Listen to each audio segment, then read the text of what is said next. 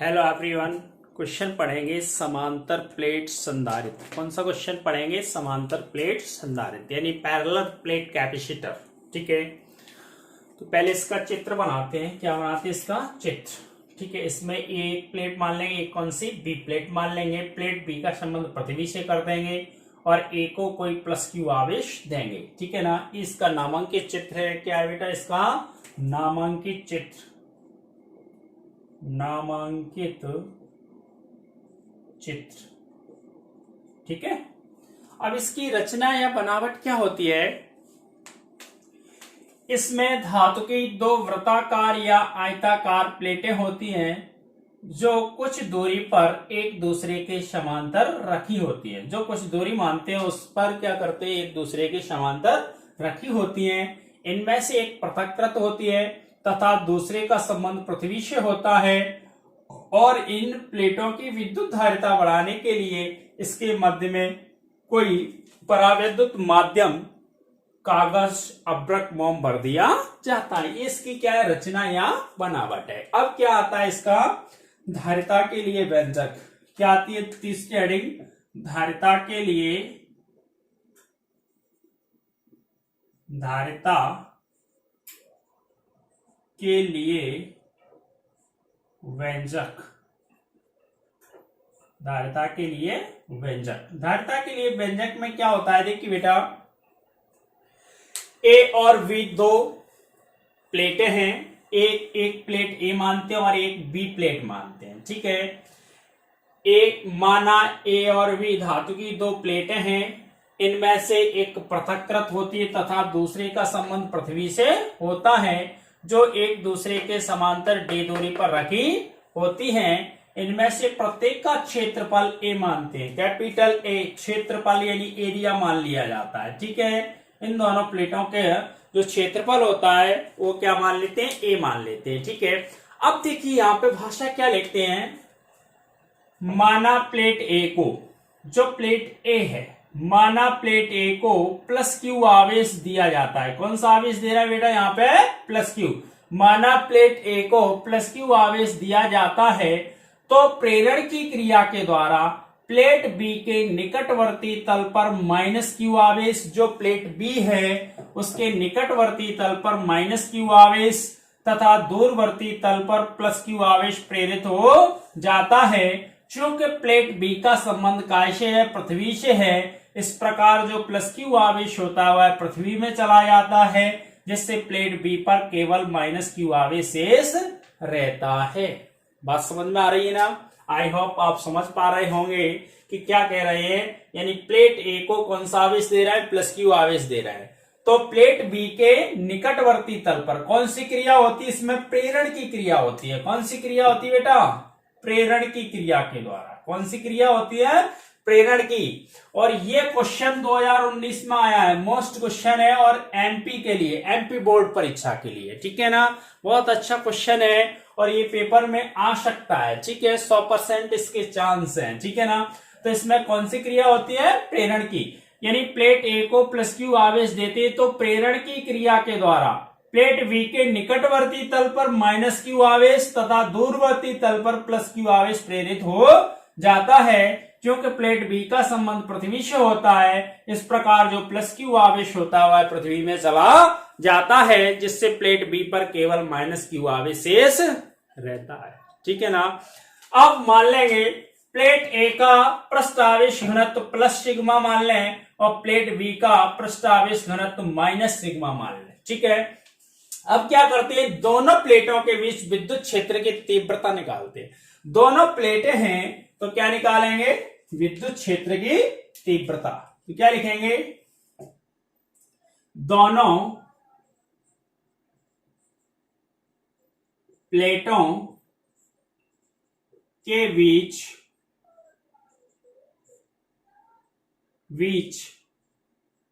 विद्युत क्षेत्र की तीव्रता। दोनों प्लेटों के बीच विद्युत क्षेत्र की तीव्रता। तो तीव्रता क्या होगी? ई। तो ई बराबर क्या होगा? सिग्मा बटे के एप्सिलॉन 0। क्या होगा बेटा? ई बराबर सिग्मा बटे के एप्सिलॉन जीरो, क्योंकि प्लेट ए का पृष्ठ आवेश घनत्व प्लस सिग्मा है, प्लेट बी का पृष्ठ आवेश घनत्व क्या है, माइनस सिग्मा है। ठीक है, इसको इक्वेशन यानी समीकरण क्या मान लेंगे बेटा, एक। ठीक है, ऐसे ही अब क्या निकालेंगे, दोनों प्लेटों के बीच विभवांतर आता है दोनों प्लेटों के बीच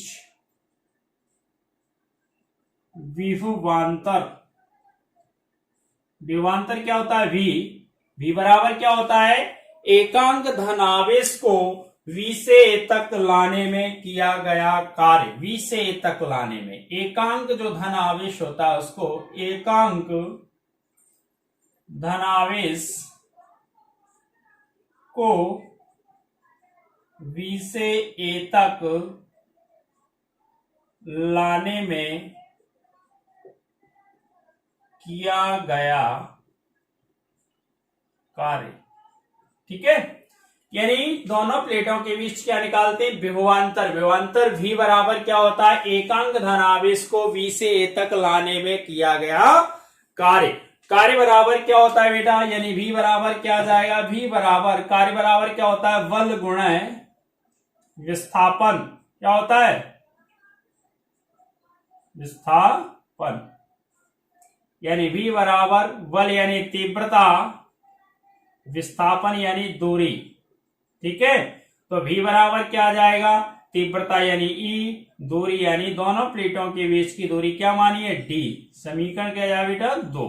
ठीक है, समीकरण कौन सा होगा, 2 होगा। अब क्या करेंगे, यहां पे e का मान पुट कर देंगे, तो क्या लिखेंगे, समीकरण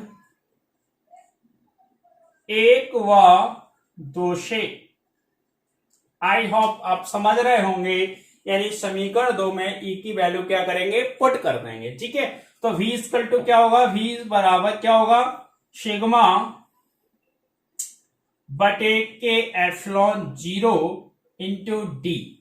अब मैंने यहां पे बताया था सिग्मा इक्वल के क्या होता है, वाया निर्वात, ये होता है माध्यम का परावैद्युतांक। ठीक है, सिग्मा क्या होता है, वो सॉरी एप्सिलॉन जीरो क्या होता है, निर्वात की विद्युतशीलता। ठीक है, ध्यान रखना, ये आपको बता दिया है इसलिए नहीं बताया। ठीक है, ये समीकरण कौन सा होगा बेटा, तीसरा, यानी तीसरी इक्वेशन। ठीक है, समीकरण नंबर 3।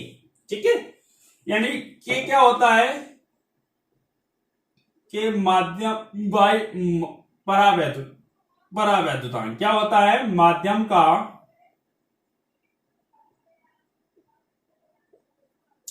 परावैद्युतांक। ठीक है, और एप्सिलॉन जीरो क्या होता है, निर्वात की विद्युतशीलता।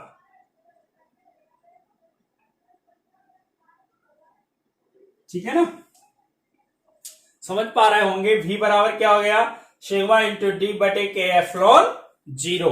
अब यहां पे परंतु सिग्मा इक्वल टू क्या होता है, सिग्मा इक्वल टू, परंतु समझ लेना आप, परंतु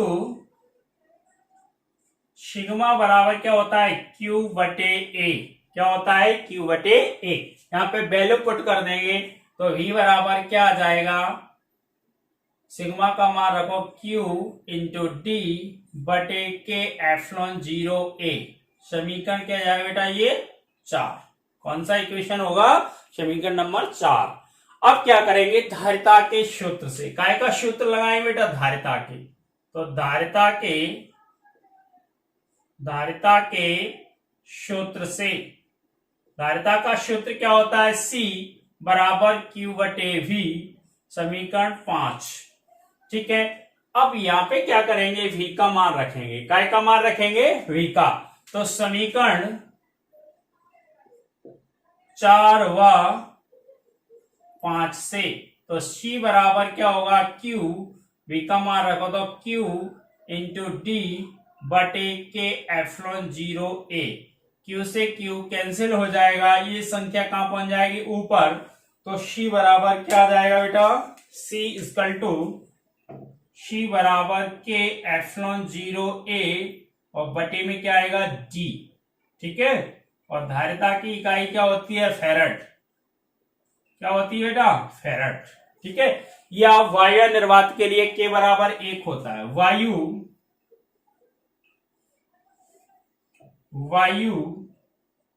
या निर्वात के लिए के बराबर 1, तो यहां पे वैल्यू रखेंगे तो सी बराबर क्या आ जाएगा एप्सिलॉन 0 ए और बटे में क्या आएगा डी, और मात्रक धारिता का क्या होता है फेरड, ठीक है। यही क्या अभिष्ट व्यंजक, यही अभिष्ट से, ठीक है। रिपीट होगा ये क्वेश्चन, ठीक है। समांतर प्लेट संधारित्र, आई होप आप समझ गए होंगे। और अगर आपको कोई दिक्कत है, डाउट है, तो आप कमेंट्स कर सकते हैं कमेंट्स बॉक्स में। और अगर आपको ये समझ में आया है तो अपने दोस्तों तक शेयर करें, लाइक करें, कमेंट्स करें, और चैनल अभी तक आपने सब्सक्राइब नहीं किया तो सब्सक्राइब करें, ठीक है। Thank you.